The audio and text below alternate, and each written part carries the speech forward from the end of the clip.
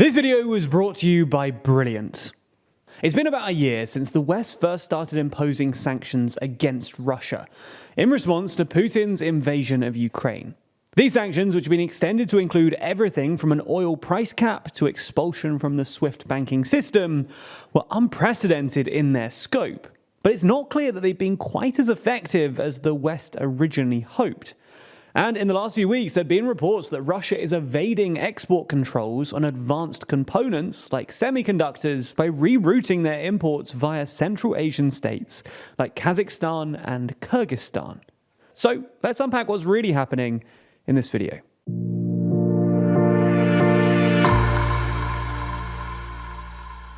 To understand this story, you first need to understand how sanctions on semiconductors and other high-tech equipment really works. Broadly, the sanctions that the West has so far imposed on Russia can be split into two categories: export sanctions and import sanctions. Export sanctions basically apply to any sanctions aimed at restricting Russia's ability to export stuff like, most notably, oil and natural gas. This would include, for example, the suspension of Nord Stream 2, the unilateral phasing out of Russian hydrocarbon imports in countries like Canada and the US earlier this year, and the new G7 EU price cap, which was finalized in December and came into force in January. Now, because of the significance of hydrocarbons in the Russian economy, these export sanctions have attracted the most media interest, and there's been a vibrant debate about whether they've actually been effective. In fact, this is something that the UK Sanctions Minister, Anne-Marie Trevelyan, talked about in our interview with her earlier this week. However, while they haven't received as much media attention, the West has also imposed significant controls on what Russia can import. On the day of the invasion, the G7 placed export controls on themselves, thereby preventing Russia from importing goods from them.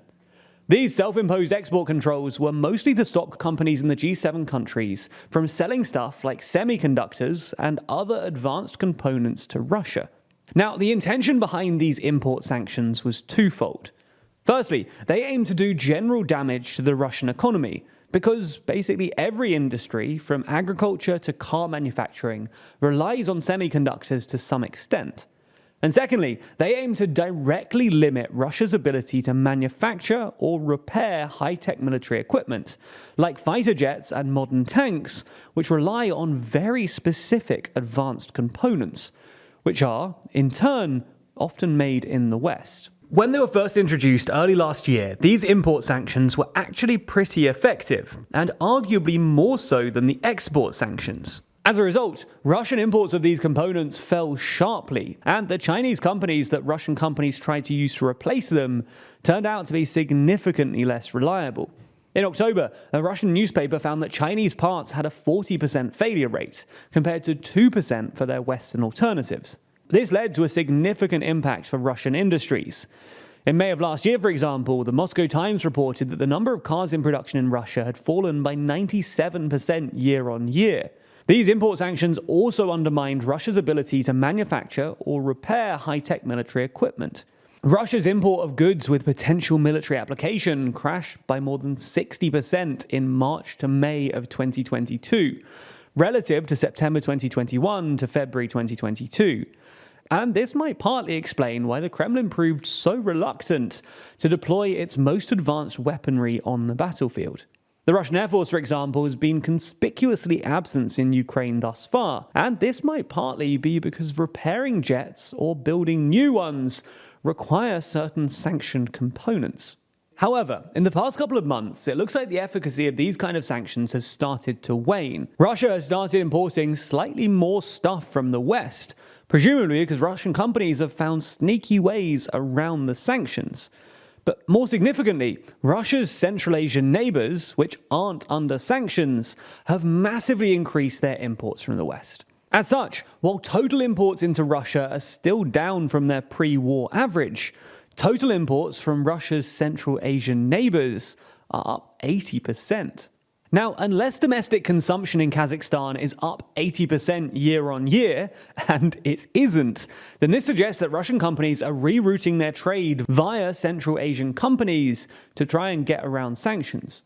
For example, according to data from the EU's Eurostat database, Kazakhstan imported €1 million worth of washing machines from the EU in December 2022. This is 4 times as much as the previous year, and those washing machines are clearly going from Kazakhstan to Russia, where they're stripped for parts.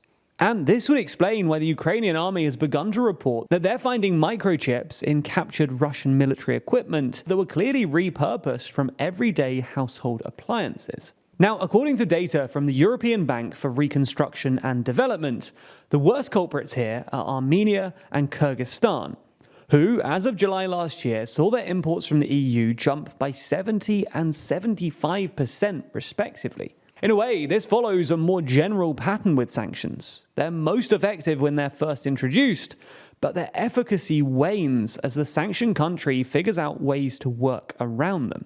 A similar thing has happened with export sanctions too. The dollar value of Russian exports collapsed in March, but have ticked back up to their pre-war average. So, what should the West do about this? Well, the obvious solution is secondary sanctions. Secondary sanctions are basically sanctions on third parties that do business with a sanctioned entity, even if they're not under the sanctioning country's legal jurisdiction. For example, because the US has imposed secondary sanctions on the Islamic Revolutionary Guard Corps, anyone who does business with the IRGC can be cut out of the US's entire financial system.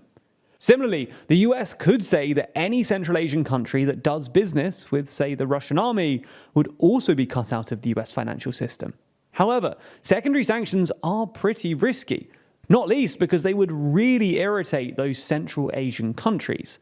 So instead, the West might be better off using carrots rather than sticks, and providing incentives for those Central Asian countries to reduce their trade with Russia.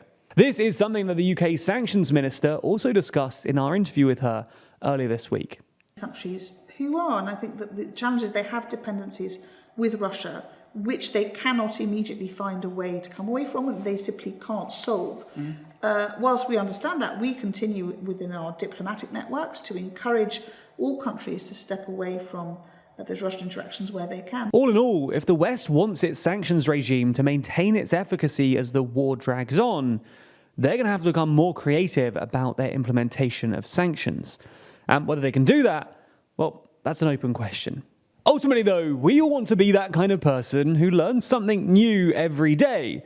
That's likely why you watch our videos. And that makes sense, because everyday learning keeps us sharp and makes us and the world around us more interesting. But the reality is that daily learning is hard to do, and that's where Brilliant.org comes in. That's because Brilliant.org is the best way to learn vital skills, like maths, computer science, and decision-making interactively. And Brilliant has thousands of lessons, from foundational and advanced maths to the latest artificial intelligence, data science, neural networks, and more, with new lessons added monthly and staying on top of the latest developments and trends that you hear about in the news and even in our videos. Plus, the course on the joys of problem solving is a particularly great start for our viewers, running through the fundamental decision-making processes that experts and even politicians make every day. Or at least the good ones do. So take a positive step in your learning and check out everything Brilliant has to offer for free for a full 30 days by clicking the special link in the description. Plus, the first 200 people of you sign up will get 20% off Brilliant's annual premium subscription. Thanks for your support.